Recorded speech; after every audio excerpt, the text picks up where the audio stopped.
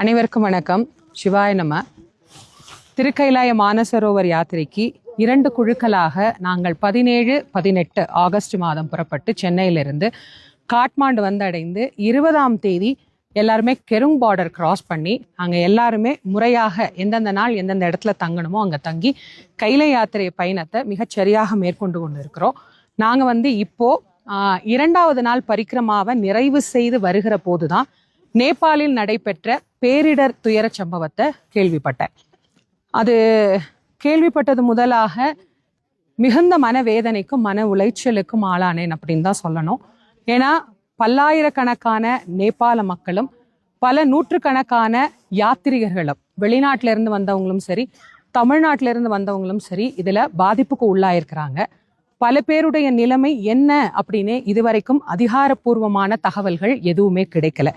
எங்களோடு 150 பேர் பயணத்தில் இருக்கிறோம். 148 தமிழர்களும் 2 வெளிநாட்டவர்களும் இங்கே இருக்கிறோம். நாங்கள் அனைவருமே மிக பாதுகாப்பாக இருக்கிறோம். சிவபெருமானுடைய பேரருள் பெரும் கருணையினால நாங்கள் இன்றைக்கு சாகாவில் இருக்கிறோம். இங்கிருந்து நாங்கள் வெளியேறுவதற்கு என்ன வழி அப்படிங்கிற அனுமதியை நேபாள, இந்திய, சீன அரசாங்கத்தோடு நாங்கள் பேசிட்டு இருக்கிறோம். எந்த வழியா எங்களுக்கு அனுமதி கொடுக்குறாங்களோ அந்த வழியாக நாங்கள் அனைவரும் தாய்நாடு திரும்புவதற்கான முயற்சிகளை மிகவும் மும்மரமாக மேற்கொண்டு இருக்கிறோம். இந்த ஒரு நேரத்துல இங்க நாங்க எல்லாரும் பாதுகாப்பாக இருக்கிறோம் அப்படிங்கிற தகவலையும் உங்களுக்கு கொடுத்துட்டு இந்த பேரிடர்ல பாதிக்கப்பட்ட அனைவரையும் சிவபெருமானுடைய பேரருள் பெரும் கருணை துணை நின்று எல்லாரையும் காப்பாற்றணும் அப்படிங்கிற ஒரு மிகப்பெரிய பிரார்த்தனையும் நாங்க வைக்கிறோம்.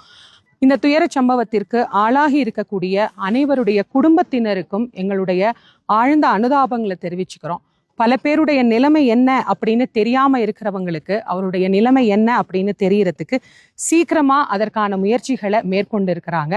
எல்லா அரசாங்கமும் ஒத்துழைத்து பாதிக்கப்பட்டவர்கள் சீக்கிரமாக அவர்கள் ஒரு சரியான நிலைமைக்கு வரணும் அப்படின்னு நாங்களும் இறைவனை பிரார்த்தனை பண்ணிக்கிறோம். தாயகம் எல்லாரும் சீக்கிரம் திரும்பணும். எல்லாம் அல்ல சிவபெருமான் எங்களுக்கு துணை நிற்பார் என்கின்ற நம்பிக்கையோடு உங்களோடு இதை பகிர்ந்து கொள்கின்ற சிவாய நம.